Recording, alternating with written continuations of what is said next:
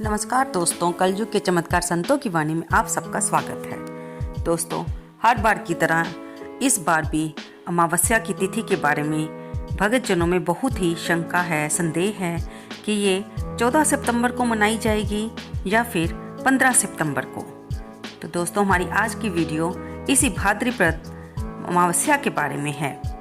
हिंदू धर्म में पितरों की शांति के लिए अमावस्या तिथि का श्राद्ध उत्तम माना गया है।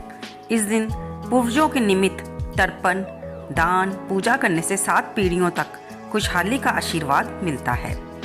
काल सर्प दोष से मुक्ति पाने के लिए भी अमावस्या बहुत महत्वपूर्ण मानी जाती है। अभी भादों का महीना चल रहा है, तो भादों की अमावस्या को कुशोत्पत्तिनी अमावस्या, कुशग्रहणी अमावस्या और पिठोरी अमावस्या के नाम से भी जाना जाता है। आइए जानते हैं कि भाद्रपद अमावस्या की सही तारीख, स्नान, दान, मुहूर्त कब है। पंचांग के अनुसार भाद्रपद अमावस्या तिथि की शुरुआत 14 सितंबर को सुबह 4:48 पर होगी और इसकी समाप्ति 15 सितंबर को सुबह 7:09 पर होगी। उदय तिथि होने के अनुसार 14 और 15 सितंबर दोनों दिन अमावस्या का स्नान, पितरों के निमित्त पूजा की जाएगी। इस दिन धर्म कर्म में इस्तेमाल होने वाली कुश घास साल भर के लिए इकट्ठा करने की परंपरा है। कुशा एकत्रित करने के कारण ही इस अमावस्या को कुशग्रहणी अमावस्या कहा जाता है और कुशा एकत्रित करने का समय 14 सितंबर को सूर्योदय के बाद करना ज्यादा उत्तम रहेगा। दोस्तों, अब जानेंगे कि भाद्रपद अमावस्या पर हमें कौन से जरूरी काम करने चाहिए। इस दिन अगर आप हो सके तो किसी पवित्र नदी में स्नान करने चाहिए और वहीं पर ब्राह्मण को भोजन कराएं और दान दें और देवताओं और पितरों के निमित्त कर्म करना इस दिन श्रेष्ठ माना जाता है। और क्योंकि इस दिन कुशा एकत्रित की जाती है और ये मान्यता है कि ये कुशा साल भर में पूजा पाठ, पितरों के श्राद्ध क्रम में इस्तेमाल की जाए तो समस्त कार्य बिना विघ्न के पूरे हो जाते हैं। इसलिए इस कुशग्रहणी अमावस्या का बहुत ही खास महत्व है। कुशा घास की अंगूठी पहनकर श्राद्ध कर्म करने से पूर्वजों की आत्मा को तृप्ति मिलती है और इसे बहुत ही पवित्र माना जाता है। कुश के आसन पर बैठकर पूजा करने से देवी देवता जल्दी पूजा स्वीकार करते हैं। आइए जानते हैं कि कुशा का इतना महत्व क्यों माना जाता है।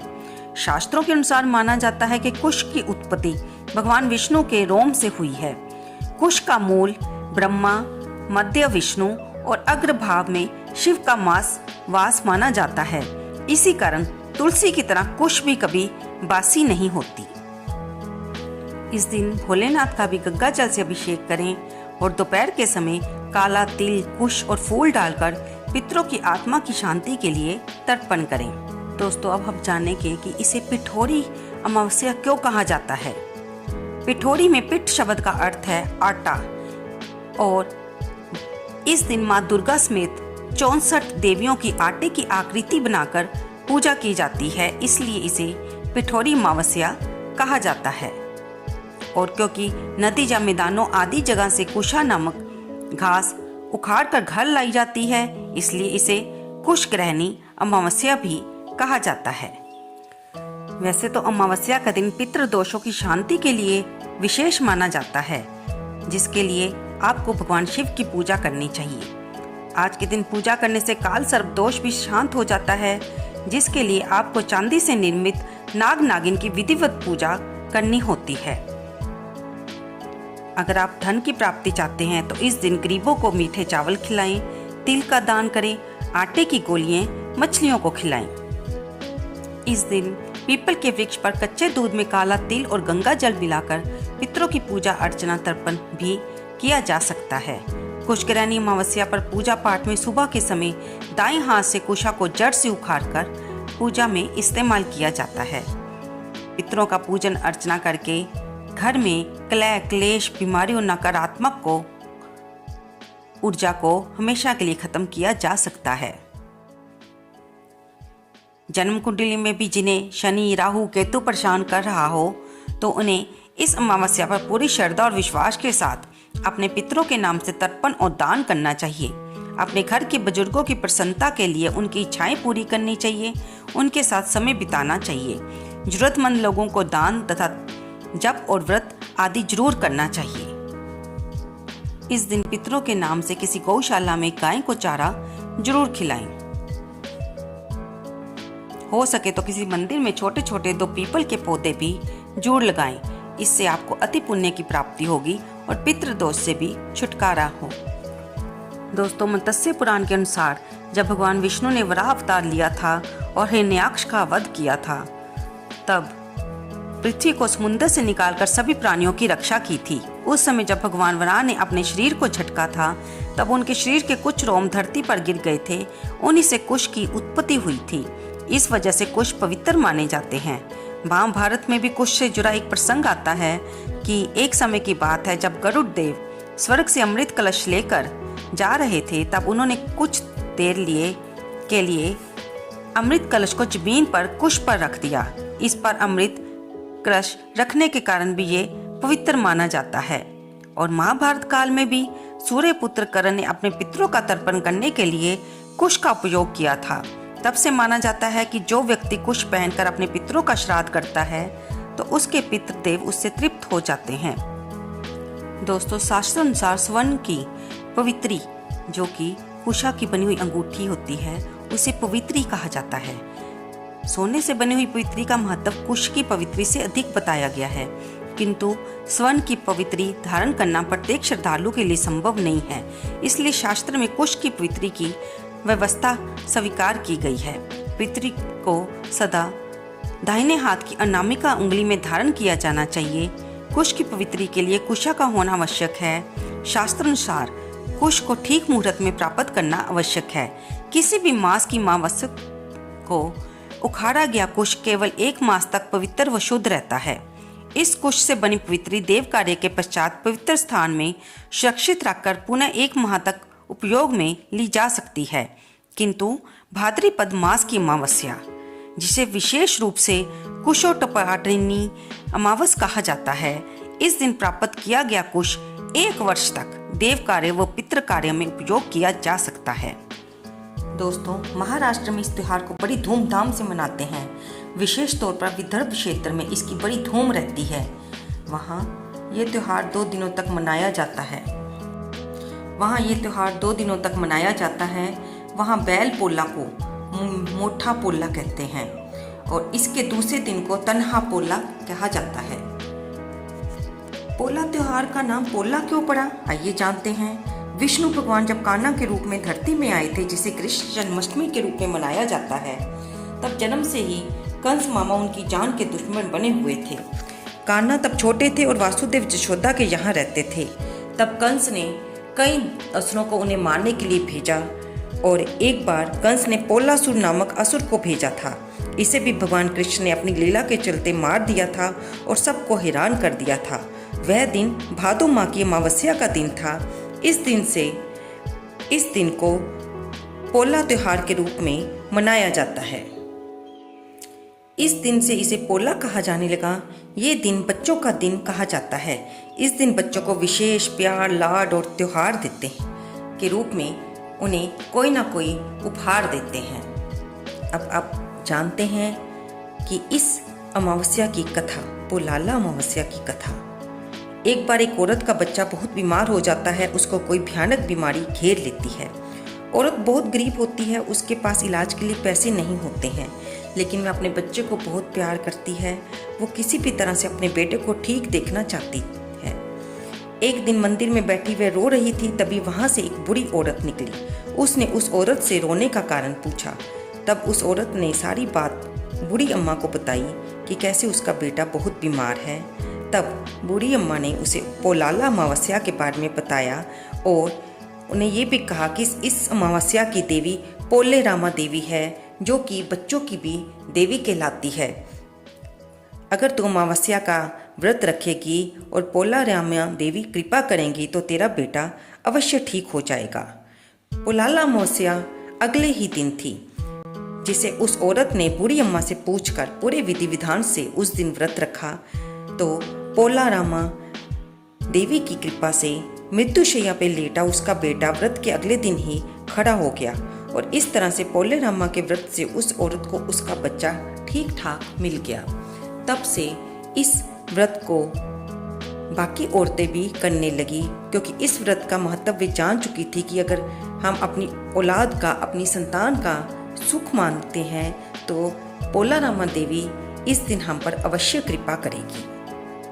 तो पोले रामा देवी को माँ दुर्गा का ये एक रूप माना जाता है और इस व्रत को आंध्र प्रदेश और कर्नाटका के लोग रखते हैं।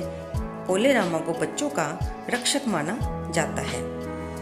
इसमें पूजा की विधि ये रहती है कि इस दिन औरतें जल्दी उठकर घर की साफ सफाई करती हैं, फिर पवित्र नदी में स्नान करती हैं, या घर में ही गंगा जल डालकर स्नान करके ये पोलाला अमावस्या का व्रत रखती हैं। मुख्यतः ये विवाहित औरतें अपने बच्चों के लिए माई व्रत रखती हैं।